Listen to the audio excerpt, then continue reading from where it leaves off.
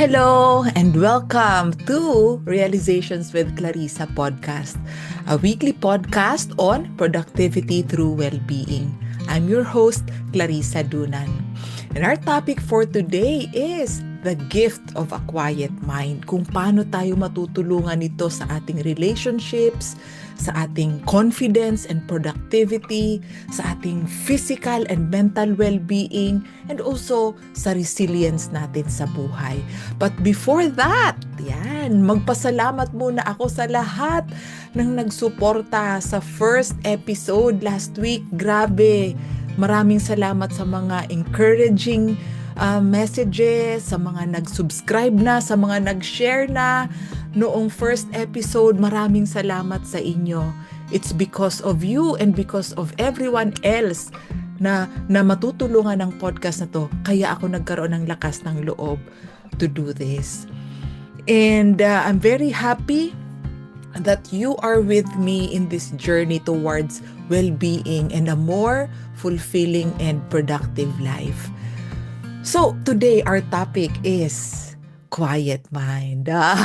Di ba? Pero syempre, ayaw natin na dun lang tayo titigil sa quiet mind. Gusto natin ma-apply yan sa iba't ibang parte ng buhay natin.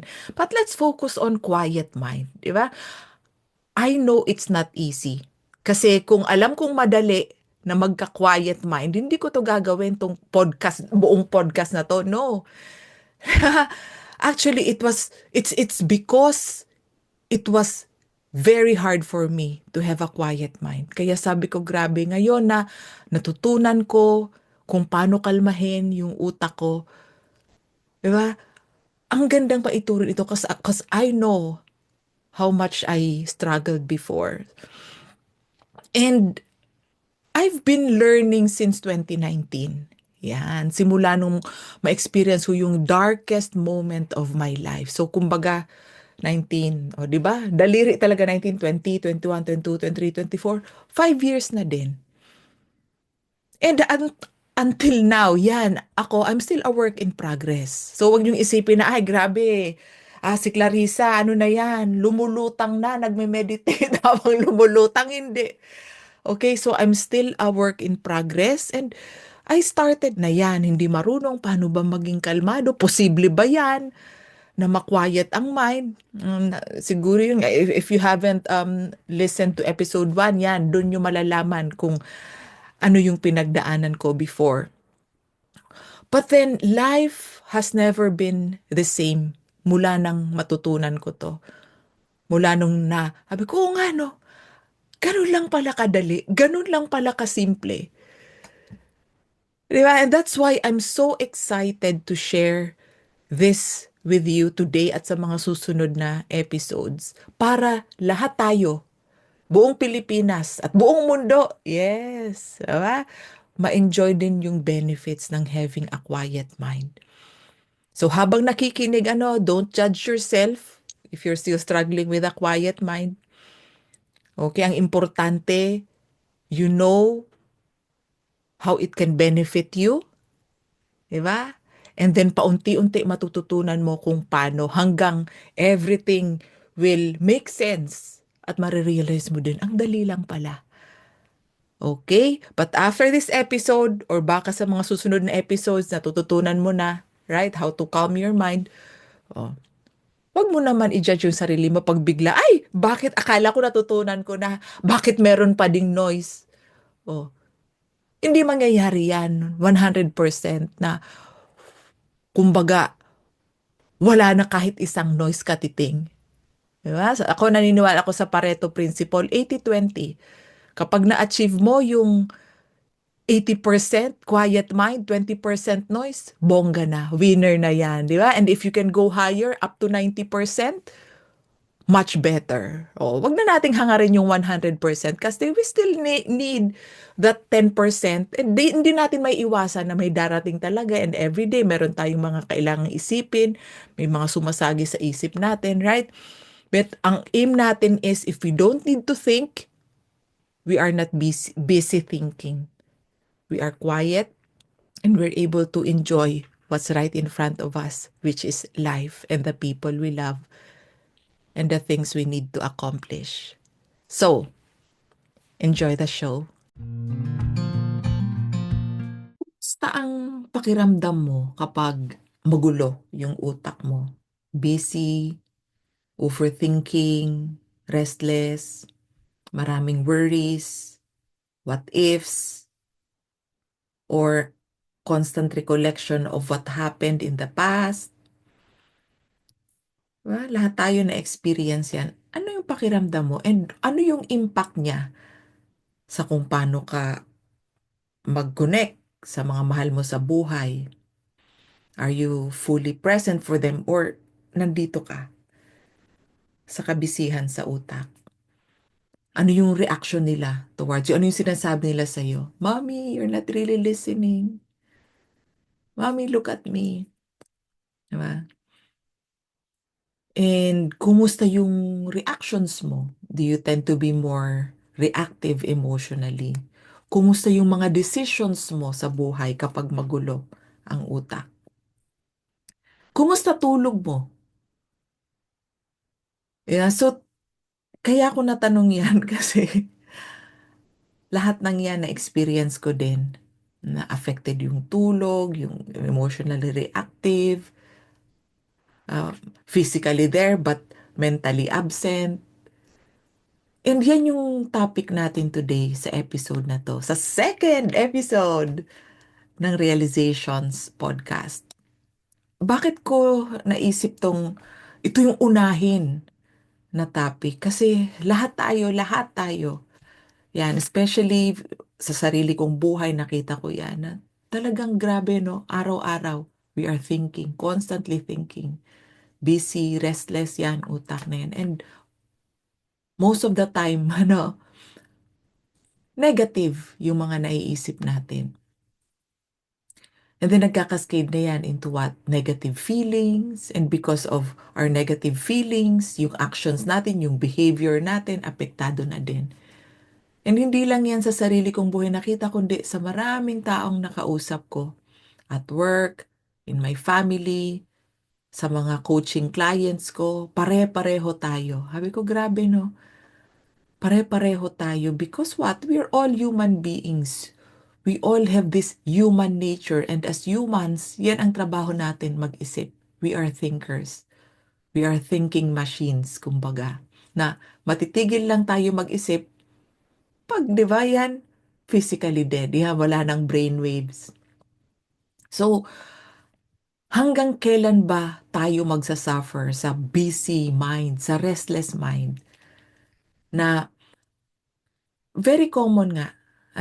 But I'd like to challenge you just because it's common and just because it's our nature to think. It doesn't mean that it has to burden you, that it has to dictate how you live your life. Yan yung na-realize ko na kaya kong matutunan how to have a quiet mind. And I'm sure ikaw 100% kayang-kaya mo din yan matutunan. That's why I started this podcast na tayo, sama-sama tayo na tigilan na yung pag-allow na lagi tayong o nag-overthink, lagi tayong nag-worry, nagpapatalo tayo sa stress and worries. Okay, tigilan na natin yung parang feeling obliged na, kailangan kong mag-worry, kailangan kong mag-isip kasi kung hindi ko masosolve ang problema na to. Hindi ako makakaahon sa buhay pag hindi ako mag-worry. Because those are not true. And marami din kasi syempre, hindi naman natin yan 100% na, kumbaga, fault natin, kaya natin yan na naging belief, right? May mga maling akala na napasa din lang sa atin ng kung pwedeng magulang natin, mga teachers natin, mga napapanood sa pelikula, mga nababasa sa mga magazine, naririnig sa mga influencers, mga tao sa paligid natin na dahil very common, yun nga, parati natin nakikita at naririnig, akala natin yun yung tama, yun yung normal, yun yung dapat na maging buhay din natin. But it doesn't have to be like that. Di ba? Tigilan na natin yung belief na pag tayo naging kalmado, pag tayo nagkaroon ng quiet mind, ibig sabihin tamad na tayo. No. Merong separation yan. Hindi porket you choose peace and calmness, ay wala ka ng ambisyon sa buhay. No. Di ba? And it doesn't mean na hindi ka makakaahon sa problema mo pag naging kalmado ka. In fact, mas magkakaroon ka ng clarity kung paano mo isosolve yung problema mo. And then, another common mistake or misconception is kapag kasi nagkaroon ka ng clear mind. Paano yan? Ibig sabihin, pag peaceful ka na tao, ibig sabihin, pwede kang apak-apakan na lang ng kung sino. Pwede ka na lang punching bag. Di ba? Kasi hindi ka nagrereklamo. No, we are not called to be punching bags or doormats. Yan. So, marami tayo na magiging mga episodes pa na I'll cover each of them. But today, I'll focus on the benefits of having a quiet mind. Di ba? Kasi kung hindi natin ma-realize yung benefits ng quiet mind, magmi-miss out tayo sa maraming napakagandang bagay. We miss out on the deep connections that we could have with people around us, especially our loved ones. We miss out on experiencing the simple joys of life na nandyan lang sa harap natin araw-araw. Okay? And we miss out on the opportunity to be more confident and inspired and productive kung distracted tayo sa maraming mga boses dyan sa utak natin or memories or fears or limiting beliefs. We miss out on a life that's very productive. Diba? So, kumbaga, dahil sa mga self-sabotage na yan, the busyness in our minds na kung ano-ano mga sinasabi, we miss out on our true potential to have a meaningful and fruitful life. Diba? And I'm here to change that. That's my mission. My mission is to help you to have healthier, more productive, or fruitful and meaningful life. And ang foundation niyan is by having a quiet mind. Kasi sobrang dami ng research and personal experience and nakita ko din sa mga ibang tao na natutunan na how to cultivate a quiet mind. Sobrang daming benefits sa iba't ibang parte ng buhay. First, yung pinaka talagang grabe yung nakita kong change sa sarili kong buhay ay yung better relationships, more fulfilling relationships. Di ba? Kasi pag tayo natutunan natin to have a quiet mind, yung mga assumptions natin, yung mga judgments sa motibo ng ibang tao o sa meaning ng ibang tao, nagka-quiet down din. So we listen better. And when we listen better, and kung yung mga judgments na yan na tone down o nawala na, meron na tayong compassion and understanding sa taong kausap natin. Imbis na magre-react ka agad, magiging critical agad, magiging defensive ka agad, away ka agad.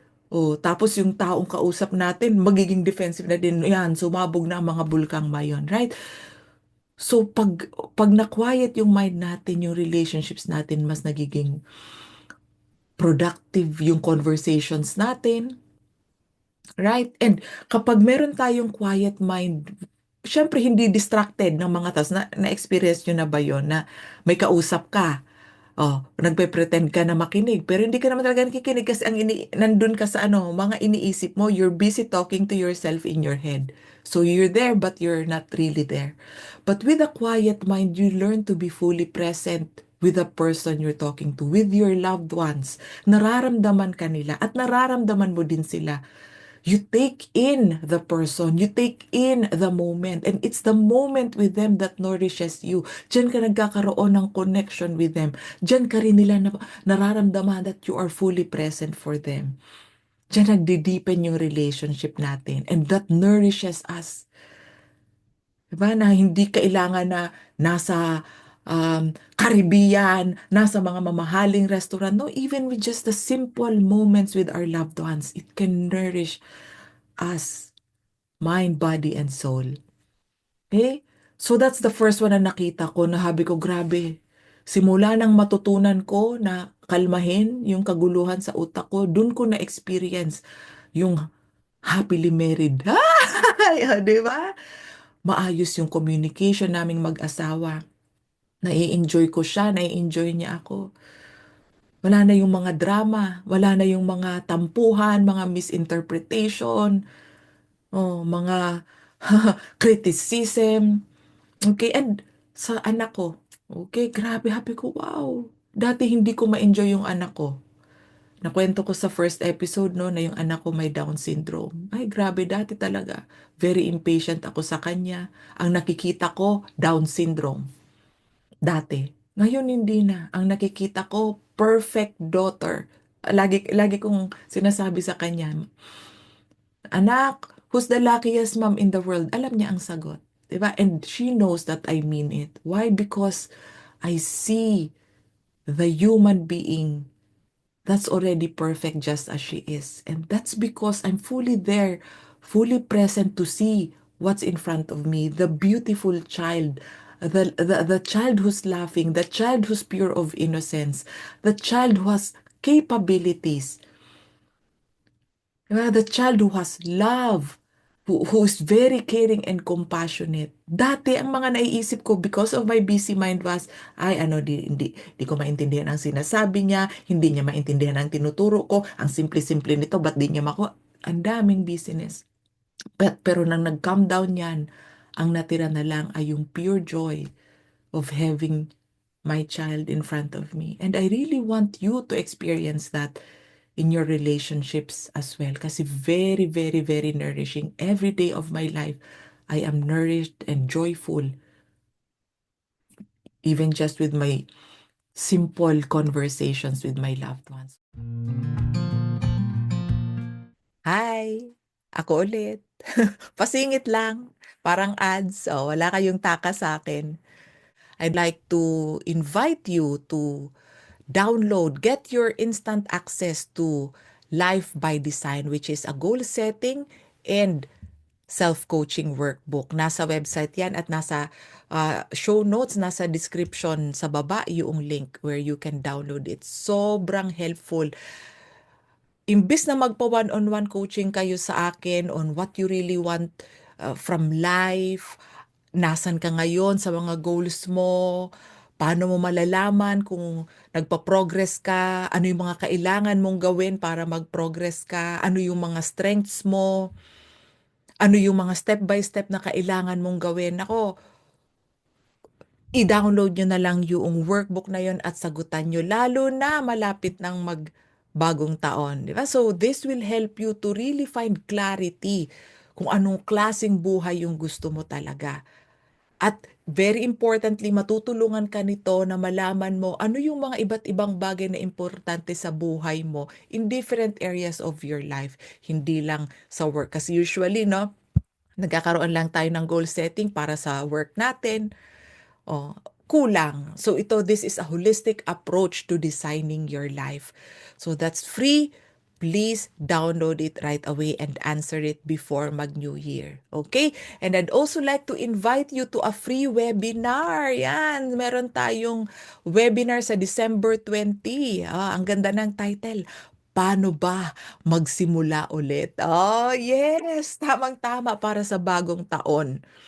So, just click the link dito sa description sa baba para makaregister kayo sa webinar na yan. So, malaking tulong yan para magkaroon kayo ng live workshop para aside doon sa nasa Life by Design workbook, mag-guide ko kayo kung paano ninyo, kumbaga, i-finish yung 2024 strong and start 2025 even stronger. So, kita-kita tayo dun ha. And let me know kapag na-download nyo na at nasagutan nyo yung Life by Design. So, balik na tayo doon sa episode. So, yeah, no, number one, it enhances our relationships. Number two, benefit ng having a quiet mind ay what? It enhances our physical and mental well-being. So mag-umpisa tayo doon sa physical. Ba't naman napunta sa physical? Kasi konektado ang mind and body natin. One system lang yan. So kahit lang yan thought, yan kahit imagined lang yan, it triggers the same stress response in our body. So tumataas ang cortisol, tumataas ang epinephrine and norepinephrine. Mga stress hormones yan na nagpapataas ng ating heart rate, blood pressure, nag-aalter ng metabolism natin at marami pang epekto sa katawan natin. Right? Kaya kapag laging stress, ano nangyayari? Ayan, eventually nagkakaroon din ng sakit sa cardiovascular system. At dahil syempre hyperactive ang utak, ano nangyari? Nahihirapan matulog. Pag hirap ka matulog, damay-damay na yan. O, irritable, poor concentration, mas maraming mistakes. Kasi, yan, syempre, bangag. O, right? Moody. Okay? And syempre, apektado din ang katawan kapag kulang na tulog kasi hindi nakaka-repair at nakaka-regenerate yung cells natin kapag kulang tayo sa tulog. Right? So yan, ibig sabihin kapag natutunan natin how to have a quiet mind, sa physical health natin, grabe yung magiging impact. Oh, and I can attest to that kasi ako, I track my heart rate, resting heart rate. Nakita ko talaga simula nung pinapractice ko na yung quiet mind, bumababa yung resting heart rate ko. Siyempre, nag-exercise din ako, Pero talaga grabe, no, with a quiet mind. Ibig sabihin, wag mo baba ang resting heart rate mo. Okay, hindi yan nagpapalpitit dahil sobrang dati kasi grabe ako mag-worry, mag-overthink. Isipin mo na lang ang benefits niyan sa katawan mo. Dati may insomnia ako, hirap na hirap talaga ako makatulog. Lahat ng uri ng mga sleeping tea na try ko na. But anyway, nung matutunan ko ito how to calm my mind, ay grabe, sarap ng tulog. So, it's possible for you as well to have that physical benefits of having a quiet mind. So aside from that, syempre, yung mental well-being magkakasama na yan kasi pag kalmado ang utak mo, hindi ka stress. Kahit may stress sa paligid mo, kung natutunan mo paano mag-respond in a calm way, oh, diba? Mas maganda yung mental well-being mo. Mas maganda din yung response mo imbis na may nangyari sa labas, sumabog yung bulkang mayon, wasak din yung decisions and actions mo. Mas nadagdagan yung stress. Right? So, yun talaga, habi ko, wow, grabe. Relationships, well-being. And the third is, with a quiet mind, it boosts our productivity. Kasi number one, pag quiet ang mind mo, wala yung mga distracting thoughts. Diba? Na-experience nyo na ba yun na minsan nagbabasa ka? Ako, na-experience ko. Ilang minutes na ako, nandun pa rin ako sa page na yun, di ko maintindihan. O kaya may tinatry akong i-accomplish. Di ko ma-accomplish kasi ang daming mga gulo sa isip. Right? Pero pag quiet ang mind mo, you're able to focus on the task at hand. Mabilis mong ma-accomplish yung mga kailangan mong gawin. Okay? And, syempre, confident ka. Pag wala yung mga kung anong bulong-bulong diyan, mga bulong-bulong di mo kaya yan, anong sasabihin ng ibang tao, paano pag nagkamali ka, paano pag nangyari ulit yung nangyari before, blah blah blah, di ba? Yan yung mga distracting thoughts that affect our productivity kasi pag tayo nagpadala diyan o hindi natin na recognize na mga bulong-bulong lang yan, it's not the truth, talagang maapektuhan yung confidence and belief natin. Kaya maraming mga pangarap ang nababaon sa hukay. Bakit? Oh, because of those distracting thoughts. Na marami sa atin nagse-self-sabotage.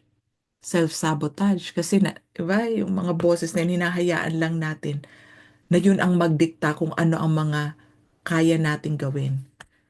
And kapag kalmado yan, oh, di ba? You're not busy thinking of the reasons why you can't do what you want. Confident ka.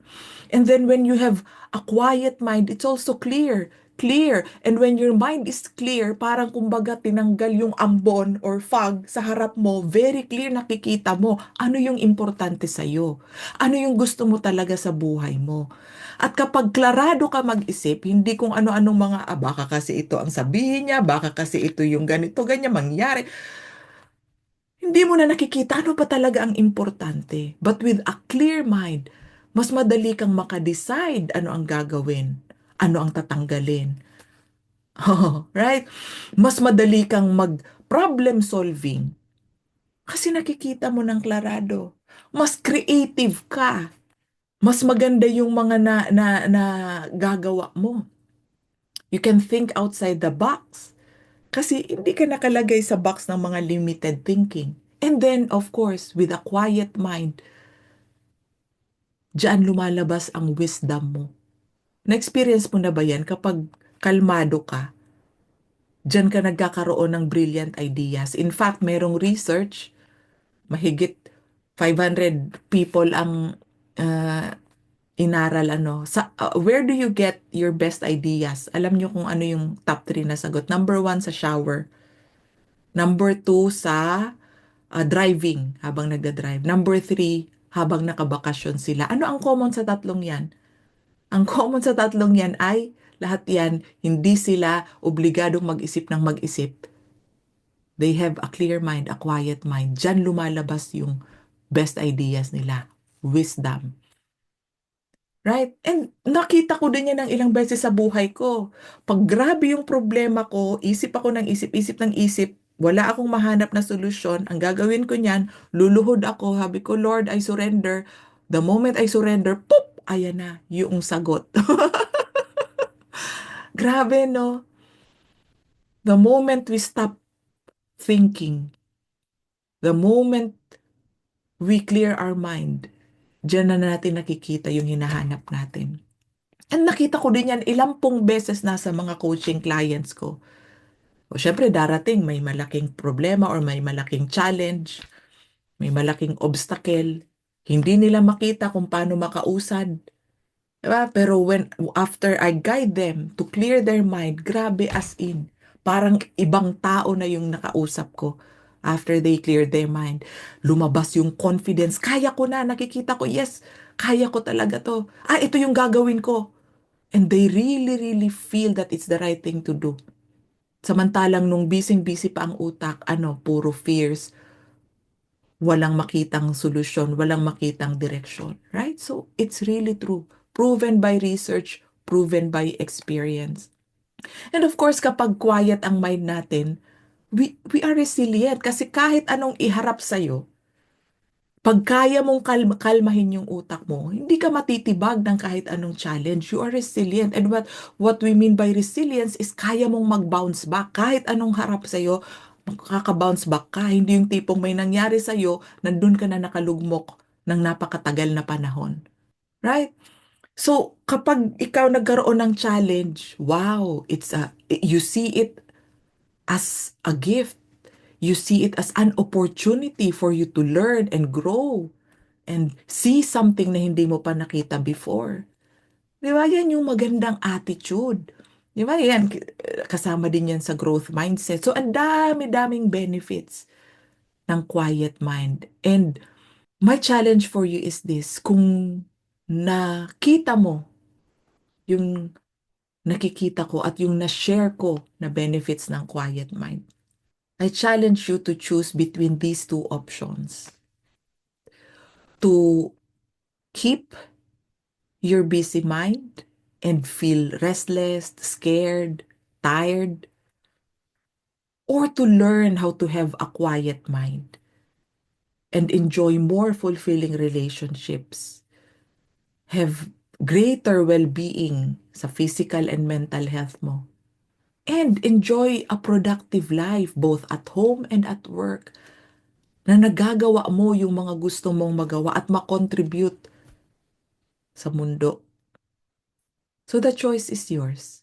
And if you choose to learn to have a quiet mind, join me in this journey. Meron tayong weekly episodes dito sa podcast. And I also offer one-on-one and couples coaching. You can go to my website para personalized yung service ko sa inyo. So you can achieve your goals or overcome your obstacles. So, I'm very excited for 2025 and the coming years na magkakasama tayo as we go on our journey towards a fulfilling life that you actually can have right now. And we'll talk about that in our next episode. Kita kits! Thank you so much for listening to Realizations with Clarissa today. I'll be back next week with more well-being, relationship, productivity, and quiet mind tips to help you get the most out of life. For now, please remember to follow and subscribe. Please share the podcast with your friends o kung sino man na alam mo na pwedeng matulungan ng podcast na to. If you have topic suggestions or questions that you want me to answer in the next episodes, or if you want to share your realizations, I'd love to hear from you. It's our realizations that change our life. And in this podcast, what's more important than my realizations are your own realizations.